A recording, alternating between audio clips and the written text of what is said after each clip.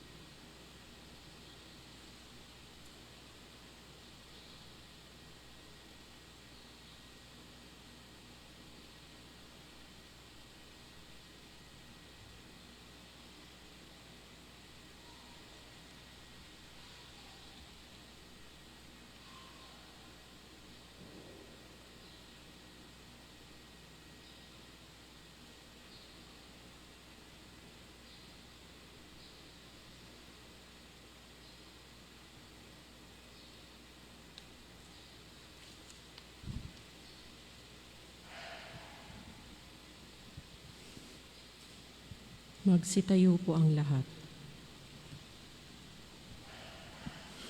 Sa araw na ito, ginugunita natin ang kamatayan ni Jesus sa krus.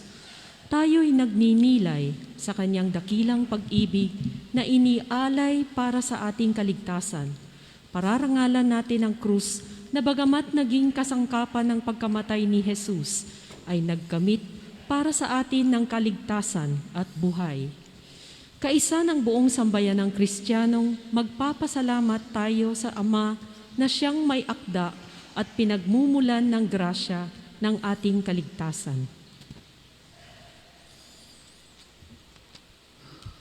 Ama naming makapangyarihan, alalahanin mo ang iyong awa at pagmamahal.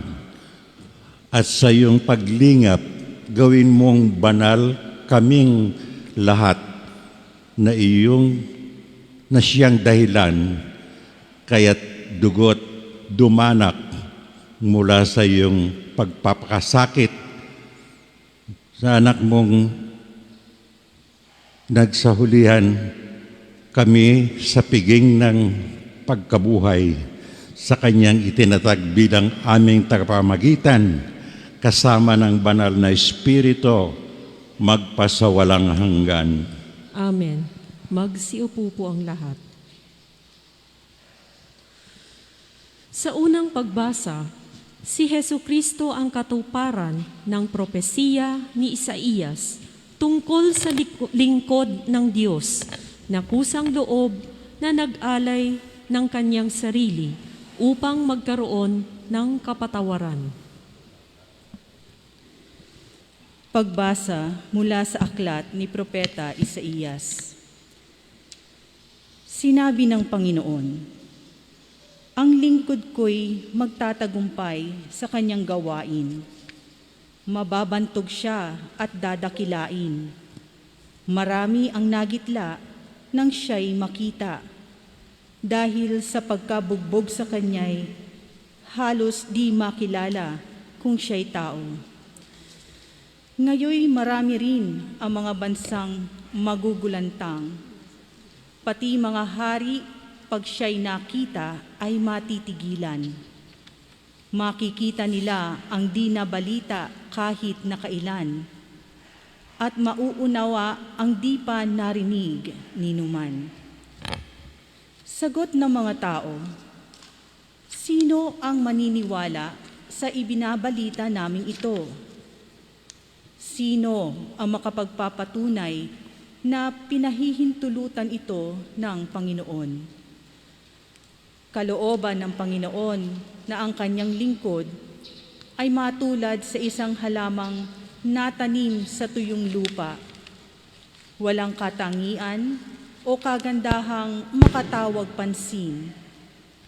Wala siyang taglay na pang-akit para lapitan siya. Hinamak siya ng mga tao at itinakwil. Nagdanas siya ng sakit at hirap. Wala man lang nagtapon ng sulyap sa kanya. Hindi natin siya pinansin. Para siyang walang kabuluhan. Tiniis niya ang hirap. Na tayo ang dapat magbata. Gayon din ang kirot na tayo sana ang lumasap. Akala natin ang dinanas niya'y parusa sa kanya ng Diyos. Dahil sa ating mga kasalanan, kaya siya nasugatan. Siya ay binugbog dahil sa ating kasamaan.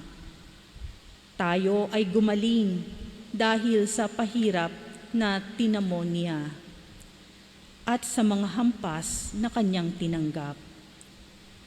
Tayong lahat ay parang mga tupang naligaw. Nagkanya-kanya tayo ng lakad. Ngunit inibig ng Panginoon na sa Kanya ipataw ang parusang tayo dapat ang tumanggap. Siya ay binugbog at pinahirapan, ngunit di tumutol kahit kamunti man. Tulad ay korderong hatid sa patayan, parang mga tupang hindi tumututol kahit nagupitan, ni hindi umimik kahit gaputok man. Nang siya'y hulihin, hatulan at dalhin sa dakong patayan, wala mang nangahas na ipagsanggalang, wala man lang dumamay. Siya ay pinatay dahil sa sala ng sangkatauhan. Siya'y inilibing na kasama ng masasama at mayayaman. Bagaman wala siyang kasalanan o nagsabi man ng kasinungalingan. Sinabi ng Panginoon, ang kanyang paghihirap ay kalooban ko. Inihandog niya ang sarili upang sa pamamagitan noon ay magkaroon ng kapatawaran. Dahil dito'y mabubuhay siya ng matagal, makikita ang lahing susunod sa kanya, at sa pamamagitan niya'y maisasagawa ang aking panukala. Pagkatapos ng pagdurusa, lalasap siya ng ligaya. Malalaman niyang hindi nawalan ng kabuluhan ang kanyang pagtitiis. Ang aking tapat na lingkod at lubos kong kinalulugdan ang siyang tatanggap sa parusa ng marami, at alang-alang sa kanya, sila'y aking patatawarin.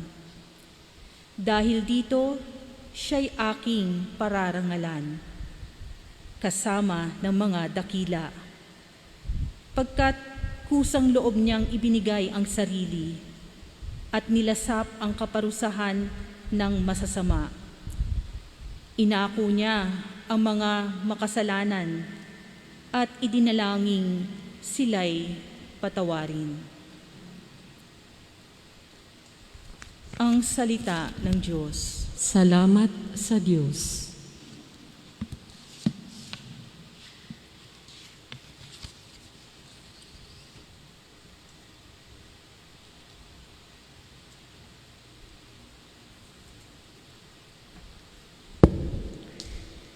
Ama, sa mga kamay mo,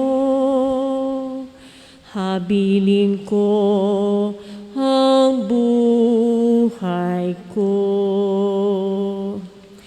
Ama, sa mga kamay mo, habilin ko ang buhay ko. Sa iyo, Poon, ako'y lumalapit upang ingatan mo nang hindi malupig. Sa mga kamay mo, habilin ko'y buhay ko, tagapagligtas kong tapat at totoo. Ama, sa mga kamay mo, habilin ko ang buhay ko. Lahat kong kaaway ay humahalakhak, pati kapitbahay ako'y hinahamak. Dating kakilala ay nagsisiilag, kung masalubong ko ay nagsisiiwas. Nilimot na akong tulad ng namatay. Di na pinapansin, parang yagit lamang. Ama, sa mga kamay mo, habilin ko ang buhay ko. Subalit o poon, ang aking tiwala ay nasa sa iyo. Diyos na dakila, sa iyong kalinga, umaasa ako. Laban sa kaaway ay pagtanggol mo at sa umuusig na sinumang tao. Ama, sa mga kamay mo,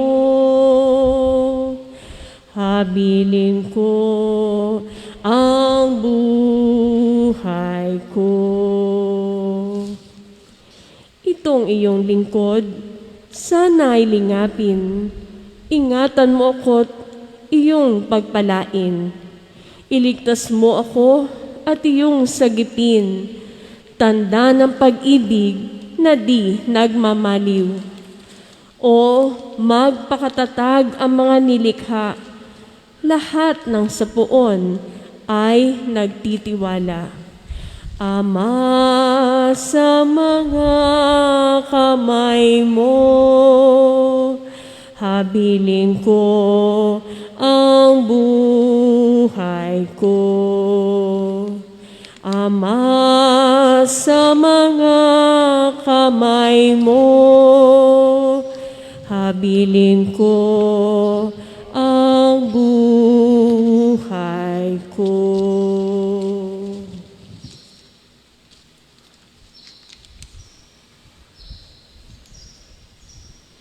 Sa ikalawang pagbasa, isinasaad dito na sapagkat nararanasan ni Jesus ang kahinaan, sakit at pagdurusang dinaranas natin, siya'y naging maunawain at mapagkalingang tagapamagitan natin sa Ama.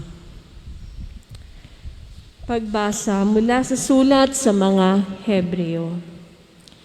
Mga kapatid, magpakatatag tayo sa ating pananampalataya.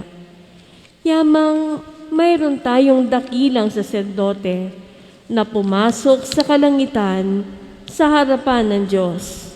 Walang iba kundi si Jesus na anak ng Diyos. Ang dakilang saserdote nating ito ay nakauunawa sa ating mga kahinaan, sapagkat sa lahat ng paraay, tinukso siyang tulad natin, ngunit hindi nagkasala. Kaya't huwag na tayong mag-atubiling lumapit sa trono ng mahabaging Diyos, at dooy kakamtan natin ang habag at kalinga sa panahong kailangan natin ito. Noong si Jesus ay namumuhay rito sa lupa, siya'y dumalangin at lumuluhang sumamo sa Diyos na makapagliligtas sa kanya sa kamatayan. At dininig siya dahil sa lubusan siyang nagpakumbaba. Bagamat siya'y anak ng Diyos, natutuhan niya ang tunay na kahulugan ng pagsunod sa pamamagitan ng pagtitiis. At nang maganap na niya ito, siya'y naging walang hanggang tagapagligtas ng lahat ng sumusunod sa Kanya. Ang salita ng Diyos. Salamat sa Diyos. Magsitayo po ang lahat. Nagpupuri kami sa iyo, Panginoong Jesucristo. Masunuring Kristo Jesus, naghain ng buhay sa krus. Kaya't dinakina ng Diyos, binigyan ng alang tampok sa langit at sa sinukob.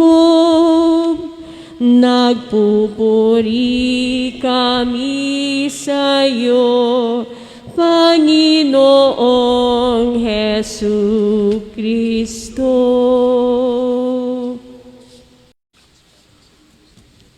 Ang pagpapakasakit ng ating Panginoong Kristo ayon kay San Juan. Noong panahong yun, umalis si Jesus kasama ang kanyang mga alagad. Pumunta sila sa ibayo ng Batis Cedron at pumasok sa isang halamanan doon.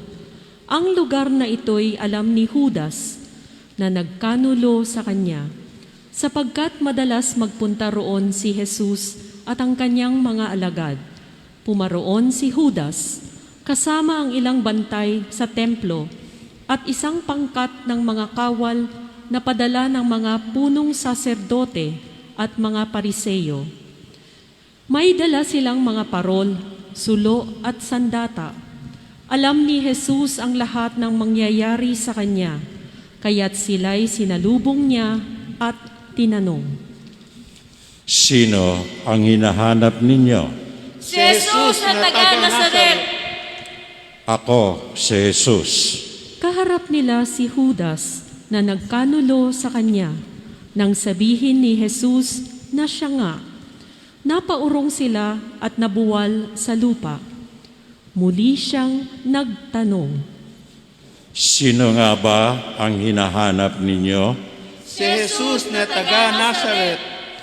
Sinabi ko na sa inyong, ako si Jesus.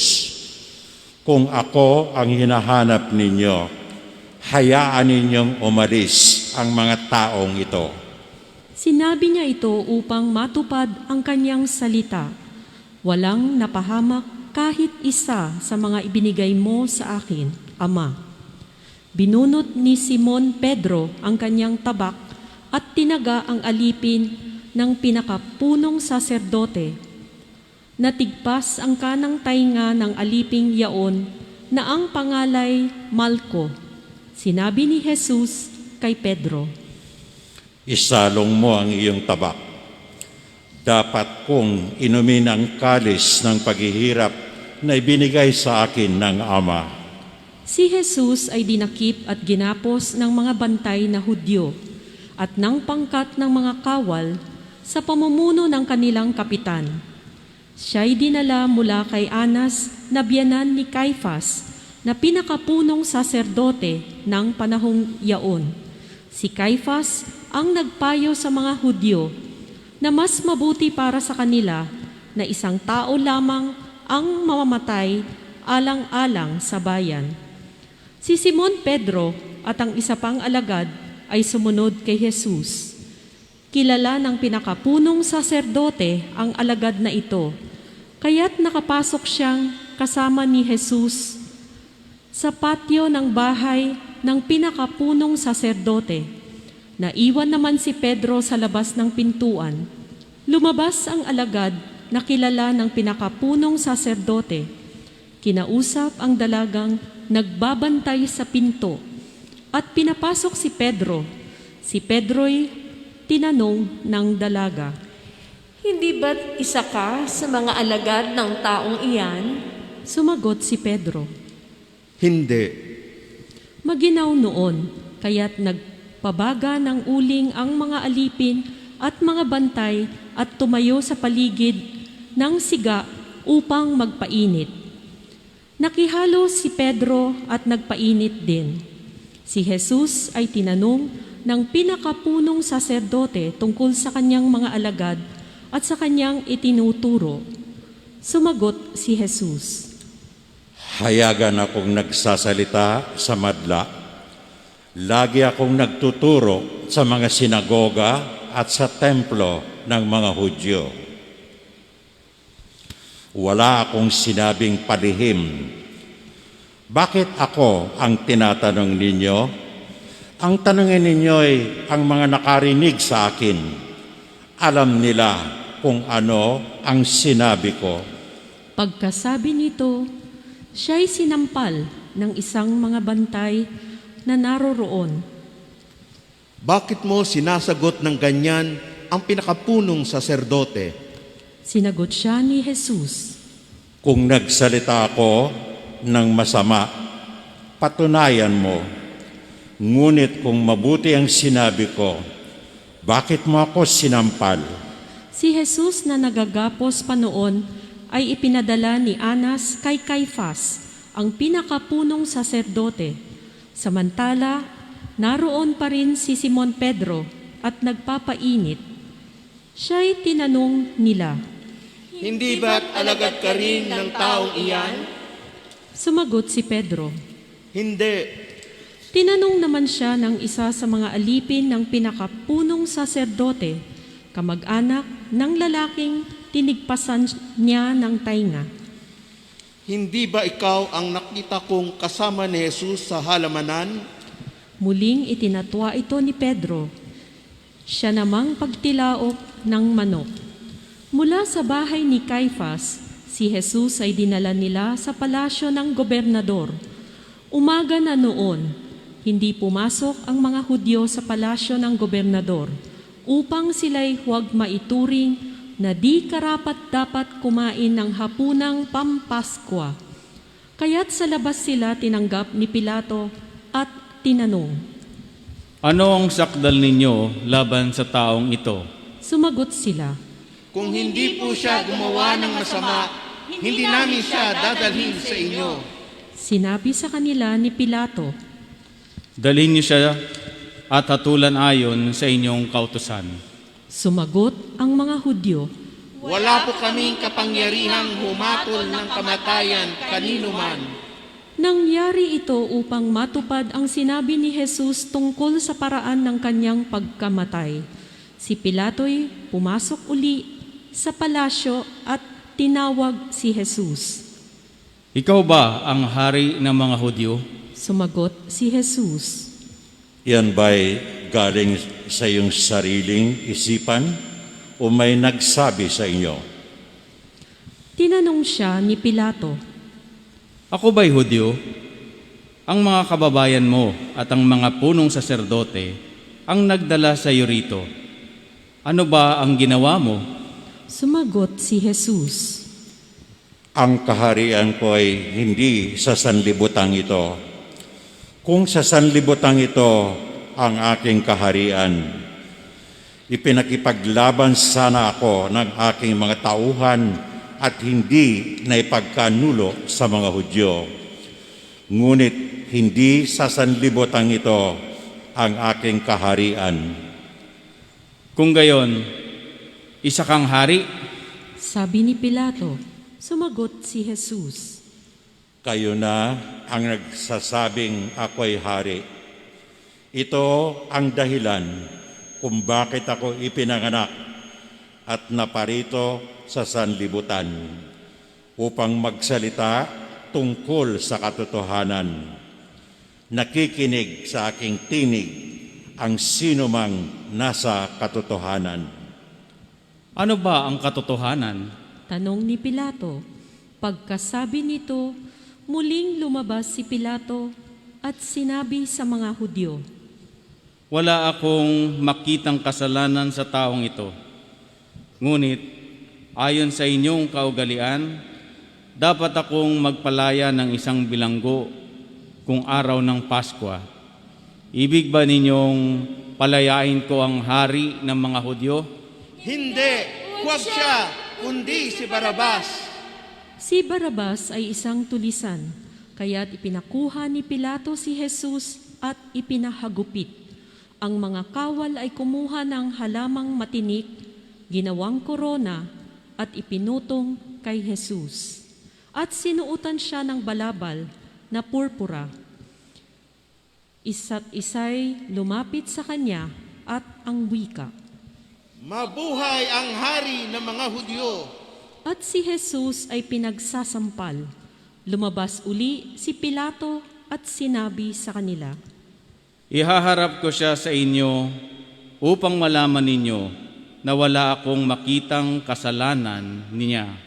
At inilabas si Jesus na may koronang tinik at balabal na purpura. Sinabi sa kanila ni Pilato, Narito ang tao. pagkakita sa kanya ng mga punong saserdote at ng mga bantay, sila'y sumigaw. Ipako siya sa krus! Ipako sa krus! Sinabi ni Pilato, Kunin niyo siya at kayo ang magpako sa kanya. Wala akong makitang kasalanan niya. sumagot ang mga Hudyo. Ayon sa aming kautusay, nararapat siyang mamatay sapagkat siya'y nagpapanggap na anak ng Diyos. Lalong natakot si Pilato nang marinig ang mga pananalitang ito. Muli siyang pumasok sa palasyo at tinanong si Jesus. Taga saan ka ba? Subalit hindi tumugon si Jesus. Ani Pilato, Ayaw mo bang makipag-usap sa akin? Hindi mo ba alam na maaari kitang palayain o ipapako sa krus? at sumagot si Jesus. Kaya mo lamang magagawa yan ay sapagkat ipinagkaloob sa iyo ng Diyos ang kapangyarihang yan. Kaya mas mabigat ang kasalanan ng nagdala sa akin dito. Nang marinig ito ni Pilato, lalo niyang hinagat na palayain si Jesus. Ngunit nagsigawan ang mga tao. Kapag pinalaya mo ang taong iyan, hindi ka kaibigan ng Cesar. Sino mang nagpapanggap na hari ay kalaban ng Caesar. Pagkarinig ni Pilato ang pangungusap na ito, inilabas niya si Jesus at siya'y lumuklok sa hukuman. Sa dakong tinatawag na ang plataporma, gabata sa wikang Hebreo. Araw noon ng paghahanda sa Paskwa at mag-iikalabindalawa na ng tanghali, sinabi ni Pilato sa mga Hudyo. Narito ang inyong hari. Sumigaw sila. Patayin siya! Patayin! Ipako sa krus! Tanong ni Pilato. Ipapako ko ba siya sa krus ang inyong hari? Sumagot ang mga punong saserdote. Wala kaming hari kundi ang Cesar.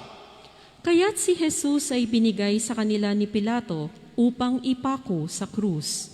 Kinuha nga nila si Jesus at lumabas siya na pasan ang kanyang krus patungo sa lugar na kung tawagi dako ng bungo, Golgota sa wikang Hebreo. Pagdating doon, siya'y ipinako sa krus kasama ng dalawa pa, isa sa gawing kanan at isa sa kaliwa. Sumulat si Pilato ng ganitong pangungusap at ipinalagay sa krus, si Jesus na taga Nazaret, ang hari ng mga Hudyo. Nasusulat ito sa wikang Hebreo, Latin at Griego at marami pang mga Hudyo ang nakabasa nito. Subalit, malapit sa lungsod ang dakong pinagpakuan kay Jesus. Kaya't sinabi ng mga punong saserdote kay Pilato, Huwag ninyong isulat na hari ng mga Hudyo, kundi sinabi ng taong ito, Ako ang hari ng mga Hudyo. Sumagot si Pilato, Ang naisulat ko'y naisulat ko na. nang maipako na ng mga kawal si Jesus, kinuha nila ang kanyang kasuotan at pinaghati-hatian ng apat. Kinuha rin nila ang kanilang tunika. Ito'y walang tahi at hinabi ng buo mula sa itaas hanggang sa ibaba. Nag-usap-usap ang mga kawal. Huwag nating punitin ito. Magsapalaran na lamang tayo para malaman kung kanino ito mauuwi. Nangyari ito upang matupad ang isinasaad ng kasulatan.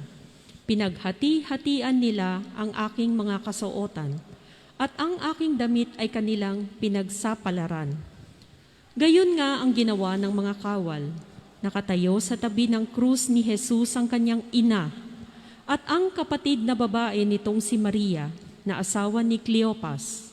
Naroon din si Maria Magdalena, Nang makita ni Jesus ang kanyang ina at ang minamahal niyang alagad sa tabi nito, kanyang sinabi, Ginang, narito ang iyong anak. at sinabi ni Jesus sa alagad. Narito ang iyong ina. Mula noon siya'y pinatira ng alagad na ito sa kanyang bahay. Pagkatapos nito, alam ni Jesus na naganap na ang lahat ng bagay at bilang katuparan ng kasulatan ay sinabi niya, Nauuhaw ako. may isang mangkok doon na puno ng maasim na alak. Itinubog nila rito ang isang espongha, ikinabit sa sanga ng isopo at idiniit sa kanyang bibig. Nang masipsip ni Jesus ang alak, ay kanyang sinabi, Naganap na. Iniyukayok ni Jesus ang kanyang ulo at nalagot ang kanyang hininga. Lumuhod po ang lahat.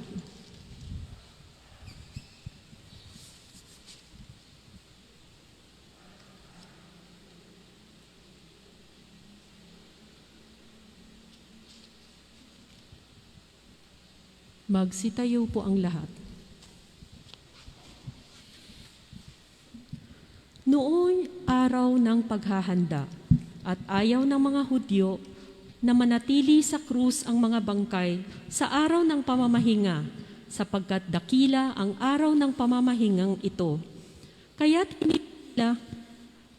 hiniling nila kay Pilato na ipabali nito ang mga binti ng mga ipinako sa krus at alisin doon ang mga bangkay.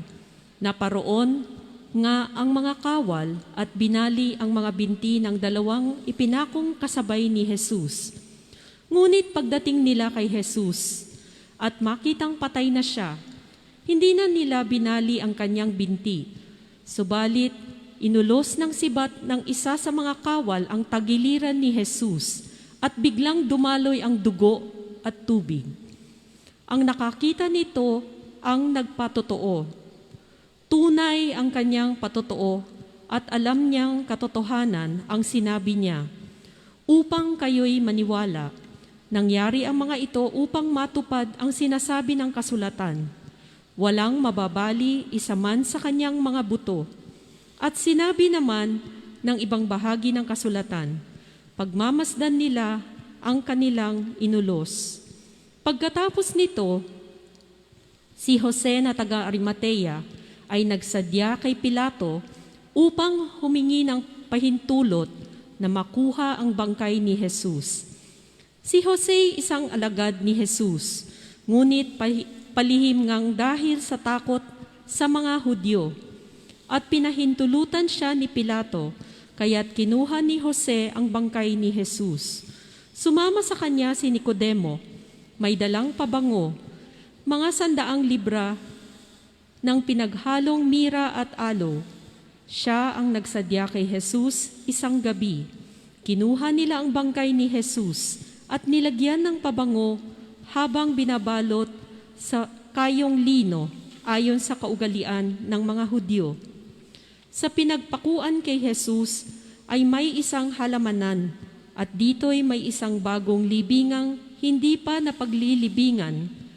Yamang nooy araw ng paghahanda ng mga Hudyo. At dahil sa malapit naman ang libingang ito, doon nila inilibing si Jesus. Ang mabuting balita ng Panginoon. Pinupuri ka namin, Panginoong Heso Kristo. Magsiupo ang lahat.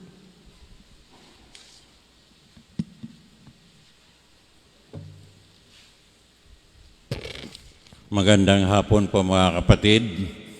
Huminga muna tayo ng malalim sa napakatindi, bagamat kahit mahaba ay ang mensahe ay tagos sa ating puso. Nais ko lang pong ihatid ang PS ng Good Friday. Triple S. Silence, sadness, and simplicity. Sa Tagalog, ang tatlong K ng Biyernes Santo. Ito ay nakapaloob sa tatlong bahagi ng liturya sa araw na ito. Ang unang K, yung kasaysayan ng ating kaligtasan sa tatlong pagbasa na ipinahayag. Yung pangalawang bahagi ay ang banal na krus na ating sasambahin, tanda ng ating kaligtasan. At yung pangatlong K, yung banal na komunyon. Kahit walang misa, ito lang ang araw sa buong taon na walang misa, subalit meron tayong biyaya na tanggapin ng Panginoon sa banal na komunyon.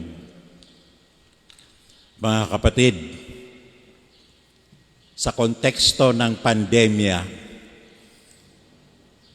naiintindihan natin kung bakit matindi ang katahimikan ngayon.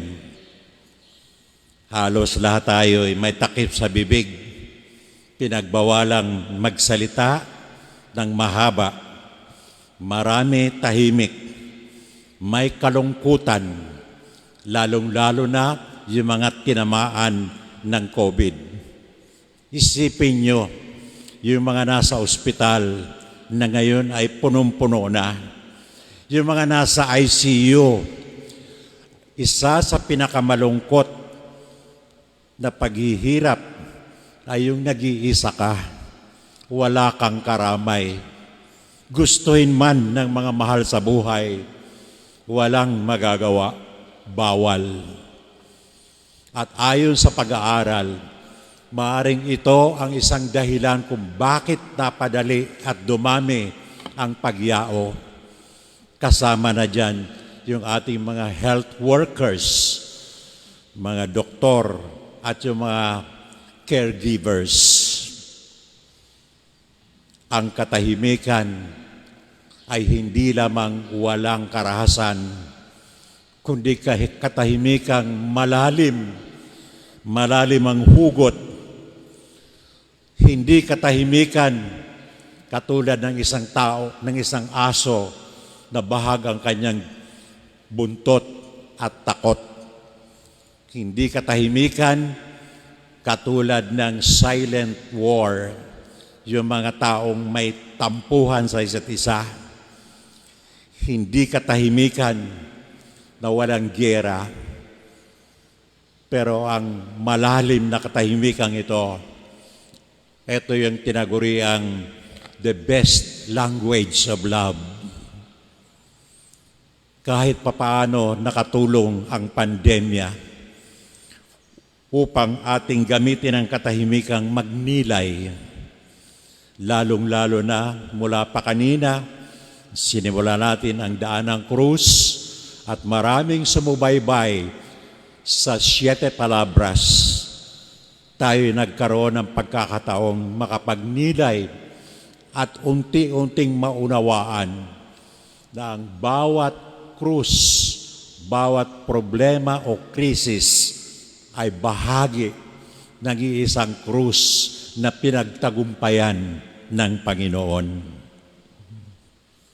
Malungkot, hindi lang sapagkat walang mga tao sa simbahan, maging sa ating harapan, walang palamuti, nahubaran ang altar, at higit sa lahat, ang Panginoon ay hinubaran.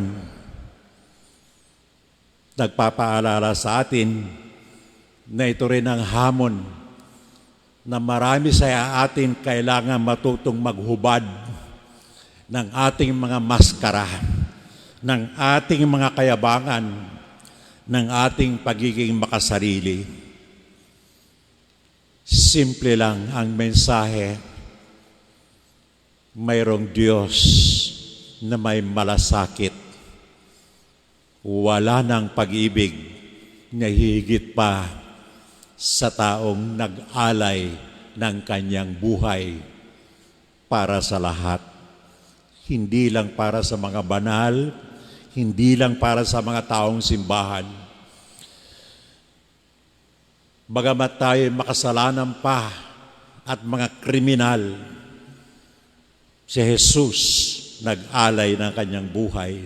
Ibinigay lahat, ultimong patak ng kanyang kamahal-mahalang dugo. At ito ang katahimikan na tumatagos sa ating puso. Ganun na lang ang pag-ibig ng Diyos at ibinigay niya sa atin ang kanyang bugtong na anak. Ang diwa ng Biyernes Santo, totoo, katahimikan, subalit may kaakibat na tagumpay. Kaninang umaga, sa Facebook, may nag-connect sa akin, Father, ako yung pinsan mo. Hindi ko na maalala, pero pinsang buo ko pala siya, sapagkat kilala ko yung kanyang nanay na yumao na, kapatid ng aking yumaong ama. Nung kami nagpapalitan ng text, pinadalang ko siya ng imahe ng Biyernes Santo, ang banal na krus. Maya-maya sumagot siya, Father, huwag mo na akong padalhan ng krus kasi bawal sa amin yan. Ako po ay iglesia. Hindi ko alam. Pero kahit nabigla ako, tanggap ko. At ang sabi ko, alam mo, ang krus ay simbolo ng kaparusahan at kamatayan. Pero sa krus namatay si Kristo, hindi si Felix Manalo. Medyo iba ang dating sa kanya. Maya-maya naramdaman ko, in-unfriend na niya ako, pinutol. Labis akong nalungkot, pinsang buo. Dapat hindi pinag-aawayan ang relihiyon. Pero yan ang katotohanan ngayon. Ang mga tao'y naglalaban dahil sa relihiyon na hindi makaliligtas. Ang banal na krus ay ating sasambahin sapagkat binago ni Jesus ang ibig sabihin ng krus. Ito ang tanda ng kaligtasan. Simpleng kwento, napakalalim ng hugot. Ito ang dahilan kung bakit sasambay natin ang krus. Ito ang dahilan kung bakit naglalaan tayo ng panahon para mag-connect sa ating Diyos. Ito ang dahilan kung bakit tayo'y handang magsakripisyo at yakapin ang ating mga sariling krus. Mga kapatid, ang tugon ng ating iglesia, ng ating simbahan, ay mag-alay ng mga panalangin. At ito ang gagawin natin, panalangin pangkalahatan, medyo mahaba-haba, pero tiis lang at ating pagyamanin ang mga panalangin na sanay manggaling din sa ating puso ang pakikiisa sa panalangin ng liturhya ng Biyernes Santo. Magsitayo po ang lahat.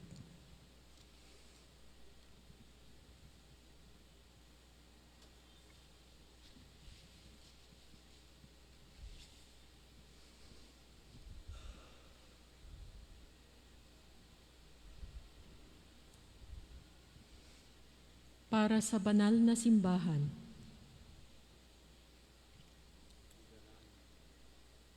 idalangin.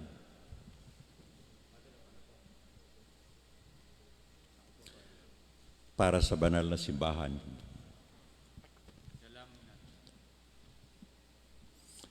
Ama naming makapangyarihan, Sa katauhan ng anak mong si Kristo'y ipinahayag mo ang iyong kadakilaan sa lahat ng mga tao.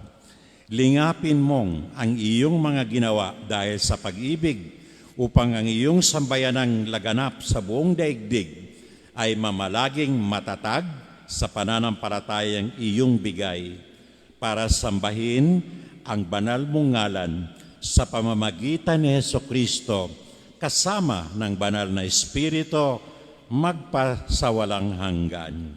Amen.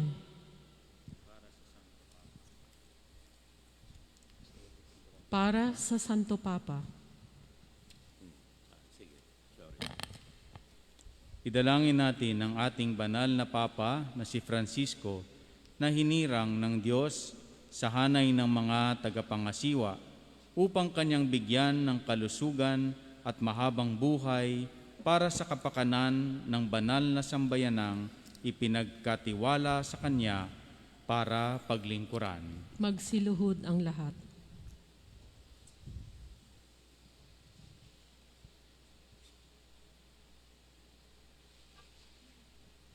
Magsitayo ang lahat.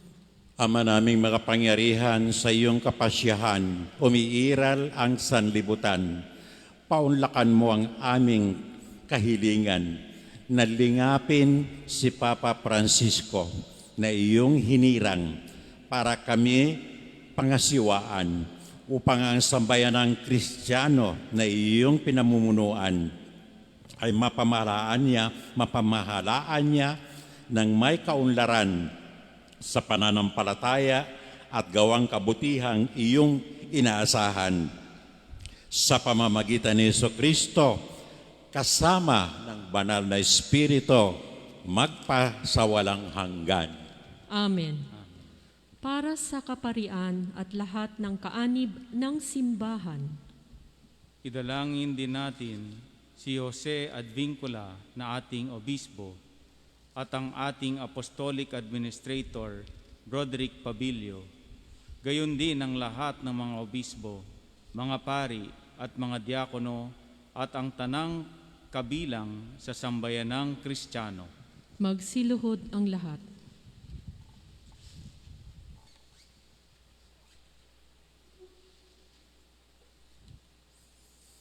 Ama naming makapangyarihan, Magsitayo ang iyong na. Espiritu ay nagpapabanal at nagtataguyod sa buong simbahan. Dinggin mo ang aming pagluhog para sa iyong mga tagapaglingkod upang mapaglingkuran kang matapat sa tulong ng iyong kagandahang loob sa pamamagitan ni Jesucristo kasama ng banal na Espiritu magpasawalang hanggan. Amen. Para sa mga inahandang tao sa pagbibinyag. Idalangin din natin ang mga inihahandang tao sa pagbibinyag upang ang kanilang kalooban ay makatugon sa pagtawag ng Diyos, Ama nating makapangyarihan. Para sa tubig ng binyag, sila'y muling maisilang sa ikapagpapatawad ng lahat ng kasalanan at sa ipagkakamit ng pakikisalo kay Jesus na poong mahal. Magsiluhod ang lahat.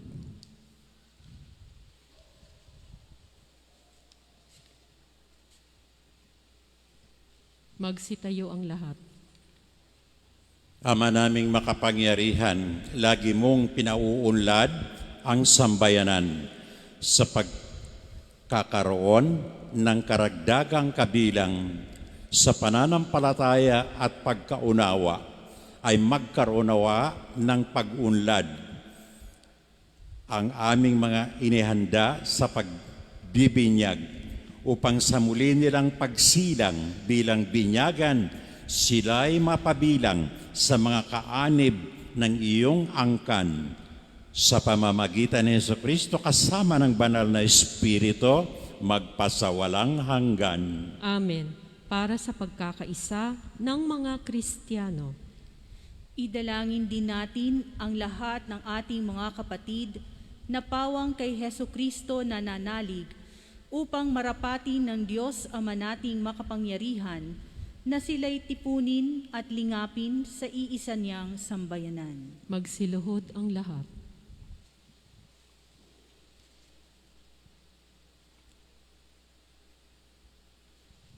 Magsitayo po ang lahat.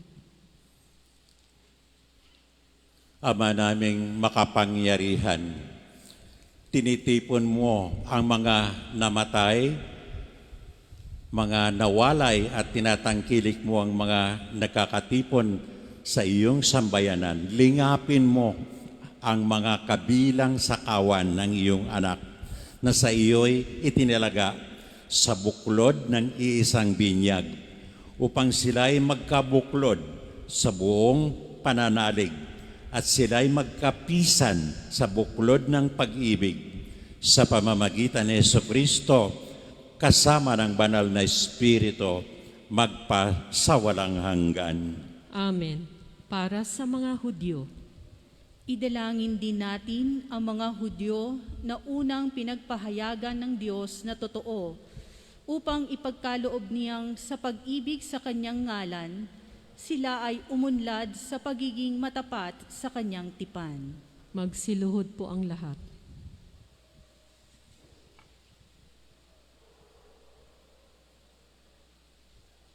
Magsitayo po ang lahat. Ama naming makapangyarihan, pinangangatawanan mo ang iyong mga pangako kay Abraham at sa tanang sa kanya'y sumilang. Dinggin mo ang pagluhog ng iyong sambayanan upang ang mga tao na iyong unang hinirang ay pagindapating sumapit sa kaganapan ng kaligtasan sa pamamagitan ni Jesucristo kasama ng banal na Espiritu magpasawalang hanggan. Amen. Para sa mga di sumasampalataya kay Kristo, Idalangin din natin ang tanang hindi pa sumasampalataya kay Kristo upang tahakin nila ang landas ng kaligtasan na nililiwanagan ng Espiritu Santo. magsiluhod po ang lahat.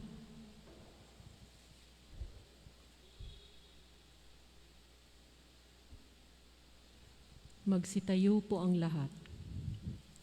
Ama naming makapangyarihan, gawin mong ang mga hindi pa nananalig sa iyong anak ay makatuklas sa katotohanan sa pamumuhay nilang wagas at kaming sa pag-ibig mo ay laging umuunlad sa pagmamarasakit sa tanang sa iyo'y humahanap ay maging mga saksing mapapaniwalaan ng iyong dakilang pag-ibig sa sanlibutan sa pamamagitan ni Jesucristo kasama ng Espiritu Santo magpasawalang hanggan. Amen.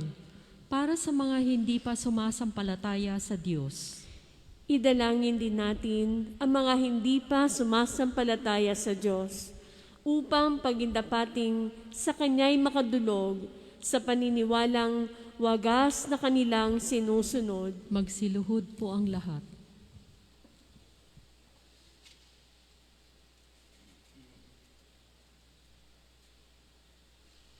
Magsitayo po ang lahat.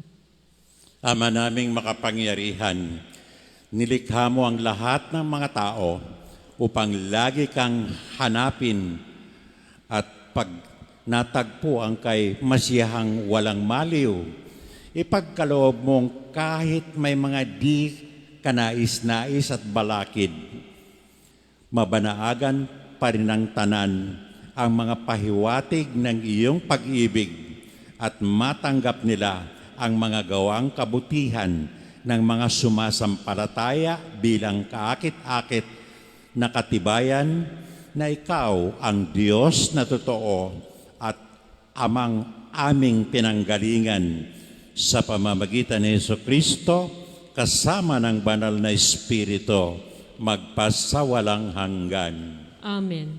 Para sa mga umuugit sa pamahalaan, Idalangin natin ang mga may katungkuling maglingkod sa bayan at umuugit sa ating pamahalaan upang ang kalooban nila ay itaguyod ng amang may kapal, alinsunod sa kanyang kinalulugdan sa kapagkakamit ng kapayapaan at kalayaan ng tanan. magsiluhod po ang lahat.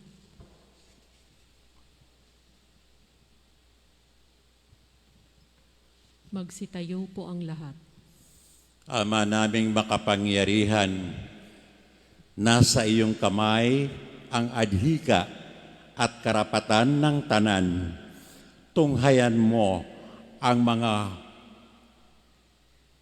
umugit sa aming pamahalaan upang sumagana ang tanan sa sanlibutan sa ipagkakamit ng kapayapaan at ikapananatili ng kalayaan na ikaw ay sambahin alinsunod sa iyong loobin sa pamamagitan ni Jesucristo kasama ng banal na Espiritu magpa sa walang hanggan.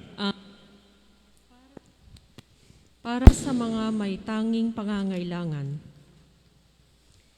Idalangin natin, mga kapatid, sa Ama nating makapangyarihan na ang sanlibutan ay maibsan ng tanang kaltiwalian, ang mga karamdaman ay may lunasan, ang mga kagutuman ay maparam, ang mga may sal nasa piitan ay lumayang tuluyan, ang mga naaapi ay mahango sa kawalang katarungan, ang mga naglalakbay ay maluwalhating sumapit sa paroroonan, ang mga nasa ibang bansa ay makauwi sa kanilang bayan, ang mga may sakit ay magkamit ng kagalingan, at ang mga nag-aagaw buhay ay matiwasay na mahimlay.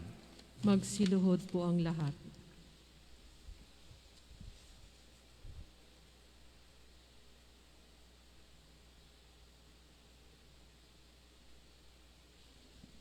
Magsitayo po ang lahat.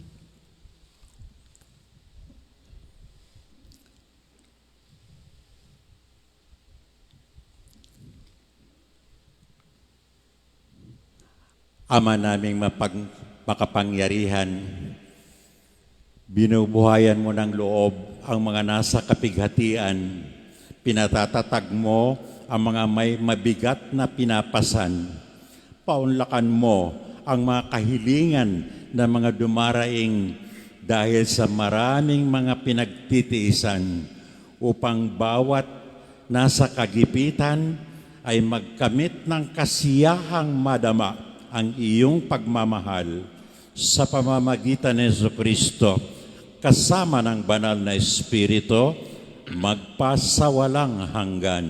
Amen.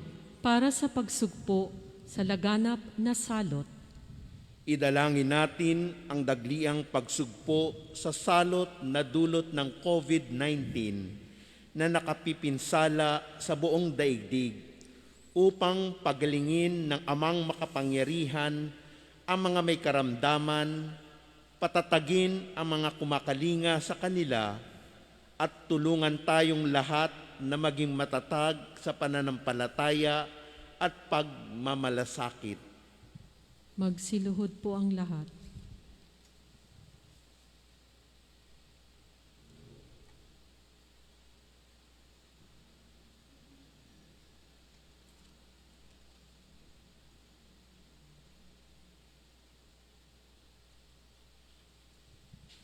Magsitayo po ang lahat. Ama naming makapangyarihan, pinagmumula ng lahat ng buhay, kalusugan at kagalingan. Tunghayan mo ng may habag ang sandaigdigan na ginugupo ng karamdaman. Ipagsanggalang mo kami sa gitna ng matinding pagsubok na aming kinahaharap, at sa iyong makaamang pagkalinga, dulutan ng kagalingan at kaginhawaan ang mga may karamdaman. Palakasin mo ang mga kumakalinga sa kanila. Pagkamitin ng kapayapaang walang hanggan ang mga pumanaw na, at gawaran mo ng kaganapan ang aming pagsisikap na masugpo ang salot na ito sa pamamagitan ni Jesucristo kasama ng banal na Espiritu magpa sa walang hanggan. Amen. Pagpaparangal sa krus na banal.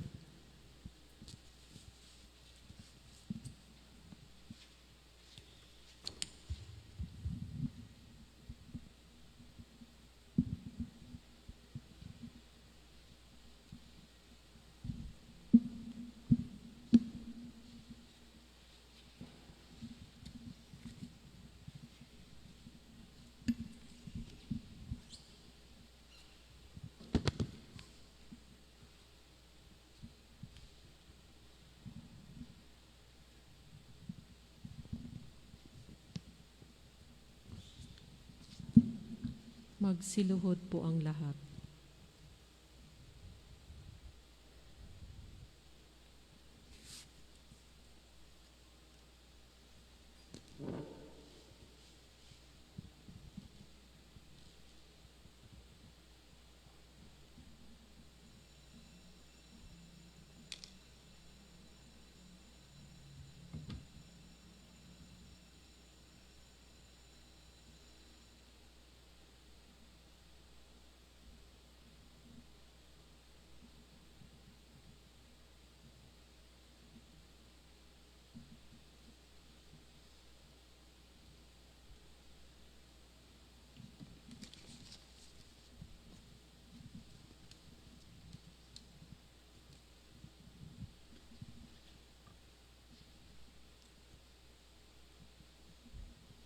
Sa kahoy ng krus na banal, ni Jesus na pong mahal, nalupig ang kamatayan, at sa muling pagkabuhay, ang pag-asa ay sumilay.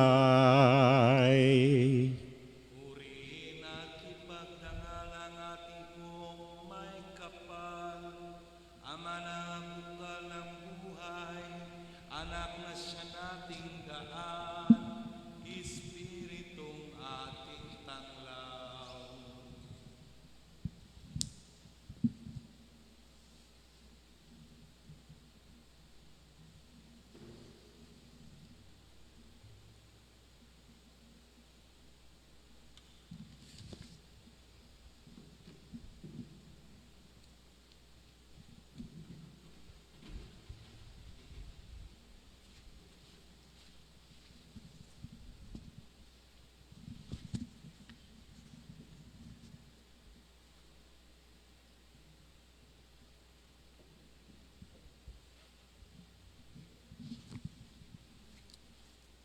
At ngayon dumako tayo sa ikatlong bahagi ng liturhiya, ang banal na pakikinabang.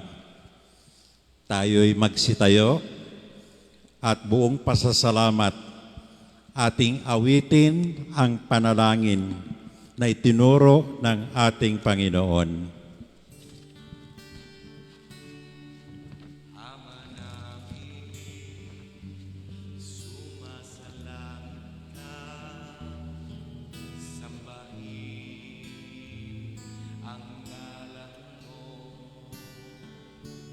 mapasa amin ang kaharian mo, sundin ang loob mo dito sa lupa para lang sa langit.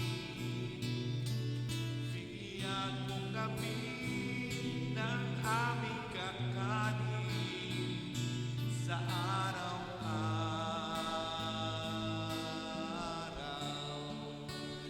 at patawarin mo kami sa aming mga sala, para ng pagpapatawad namin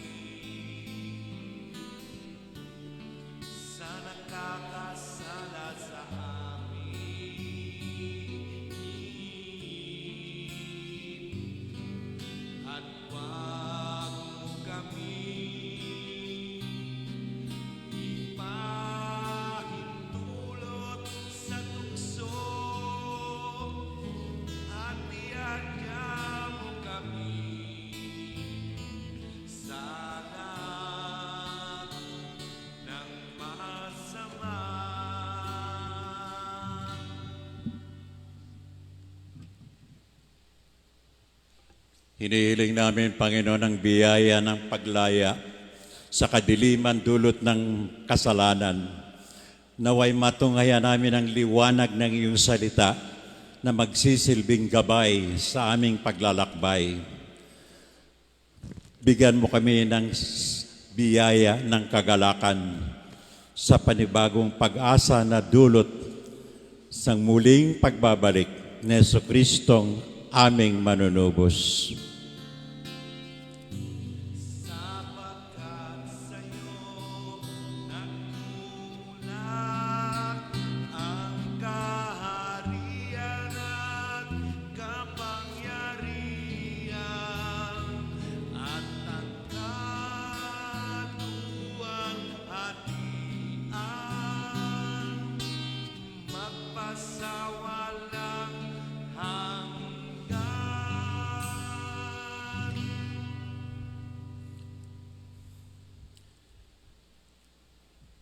Narito ang kordero ng Diyos. Ito ang nag-aalis ng mga kasalanan ng sanlibutan. Mapalad ang mga inaanyayahan sa kanyang piging. Panginoon, hindi ako karapat-dapat na magpatuloy sa iyo, ngunit sa isang salita mo lamang ay gagaling na ako.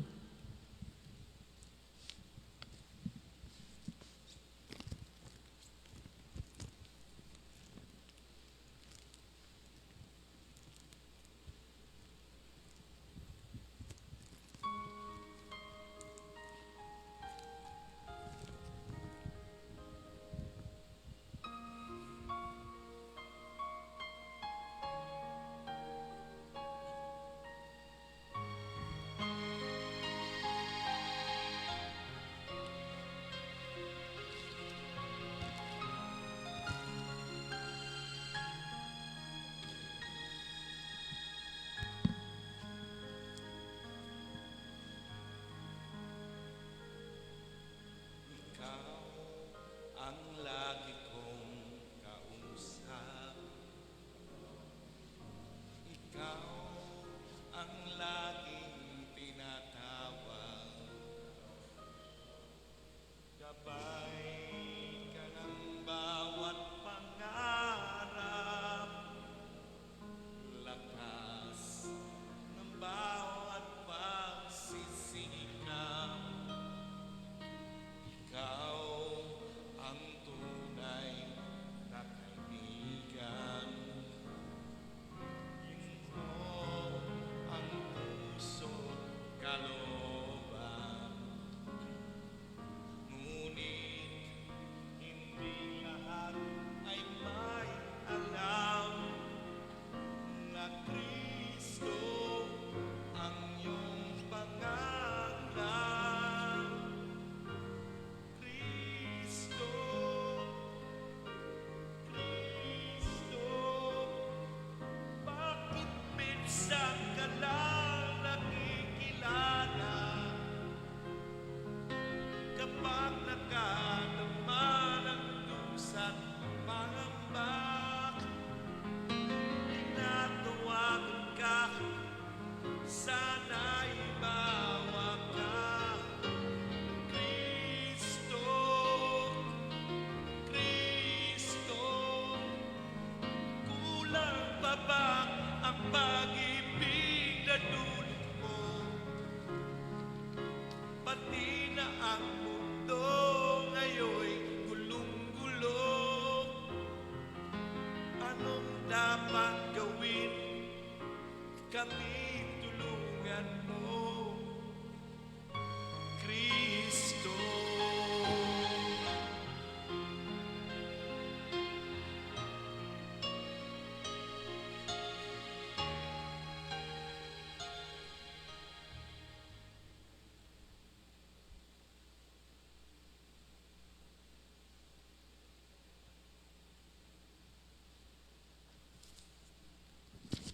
Magsitayo po ang lahat. Manalangin tayo. Ama naming mapagmahal, pinapakinabang mo kami sa banal na pagkamatay at pagkabuhay ni Kristo. Panatilihin mo sa amin ang ginanap ng iyong dakilang pag-ibig upang kami makapamuhay ng matapat sa pakikisalo sa dulot mong pagliligtas sa pamamagitan ng Jesucristo kasama ng banal na Espiritu magpa sa walang hanggan. Amen.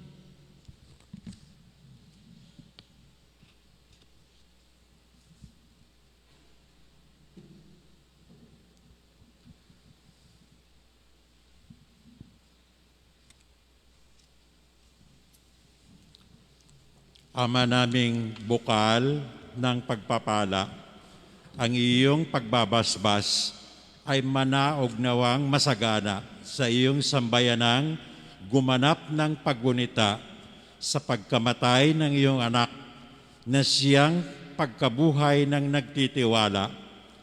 Ang iyong pagpapatawad ay sumapit nawa sa tanan.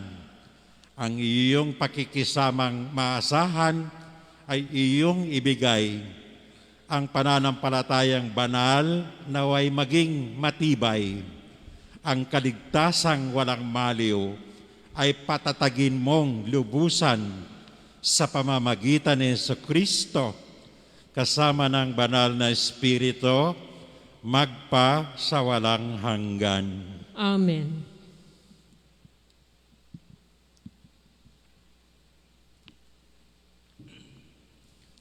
Tahimik nating saksihan ang huling bahagi ng pagdiriwang ng Biyernes Santo. Yamang hindi tayo pinayagang magprosesyon o gawang sa labas, maging pagpipinitensya. Gagamit tayo ng mga simbolo na lubang mahalaga sa ating puso. At ito ang pang-apat na K, ang kabaong, simbolo ng pagdadalamhati, simbolo ng ating pakikiisa, pagdamay, at taus-pusong panalangin para sa mga naulila. Naway maging buhay na paalala sa atin na bagamat ang kamatayan ay may madilim na katotohanan, hindi nagtatapos ang buhay sa kamatayan sapagkat alam natin sa ating pagbabantay mayroong bagong buhay sa muling pagkabuhay ni Jesus. Kaya't itong araw na ito, bibigyan natin ng buhay ang diwa ni Maria, ang tinagurian nating Stabat Mater Dolorosa. At hayaan niyong ibahagi ang Tagalog version ng Stabat Mater, isa sa pinakapopular na debosyon sa ating pananampalataya, sapagkat hindi maaring ihiwalay ang ina sa kanyang anak. Ang ina ang dumadamay sa lahat ng sandali, naririyan siya katulad ni Maria. Mula sa kanyang pagdala sa sinapupunan, sinubaybayan niya ang anak niyang si Jesus. Maging sa daan ng krus, naroon siya. Kaya meron tayong 7 kalbaryo ng Mariyang Ina ng Hapis. Sa paanan ng krus na pinagpakuan, hanggang sa huli kay Jesus kasama ang Ina ng Hapis na pumapasan sa sakit at hinagpis ng pinaghirapang anak. Sabay sa Diyos ang kanyang pasakit. Sa puso rin niya dama ang lupit. Si Jesus nakabayubay at hirap. Sa harap niya ay kaawa-awang tumambad. Kay lungkot nga ng kanyang paglingap. Sa anak niyang walang awang nilibak. Hinamak, sugatan at naghihingalo upang mabayaran ang sala ng mundo. Sino ba ang hindi makakayanan? Sino ba ang kayang mapigilang makisalo sa hinagpis ng ina ng awa at makisama sa kanyang tuwirang pagluha? Tulutan mo nawa ako, inang mahal, na ngayoy akin ring madama ang hinagpis ng tagapag-adya at sakit ng pag-aalay niya. O ina ng hapis, ako ngayoy pahintulutan na sa iyo'y tumabi at magbantay sa paanan ng krus na pinagpakuan at samahan si Kristong nakabayubay.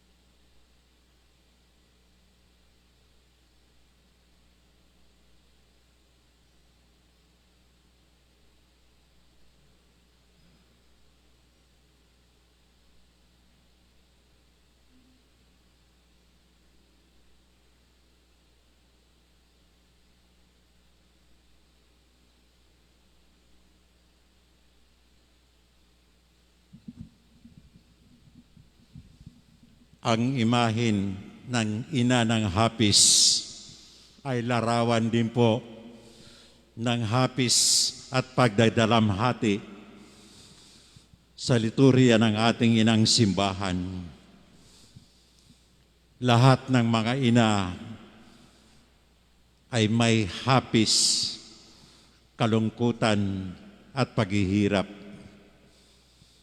Ang inang kalikasan, ang inang simbahan, maging ang ating inang bayan, damang-dama ang hapis at lungkot ng isang inang umaasa sa habag ng Diyos. Ito ang dahilan kung bakit pananatilihin natin ang imaheng ito hanggang bukas bilang bihilya, sapagkat tayo'y inaanyayahang makiisa sa pagbabantay, sa panalangin at malasakit, sapagkat alam natin, tiyak, ang tagumpay at galak na dulot ni Kristong muling nabuhay. At yun ang ating pinaghahandaan bukas, ang bihilya ng muling pagkabuhay, ang Pasko, ikalawang Pasko ng pagkabuhay ng Panginoon. Samantala, panatilihin natin ang banal na katahimikan sa ating puso at may kaakibat na panalangin, pakikiisa sa dalamhati at hapis ng mahal na ina ng buhay.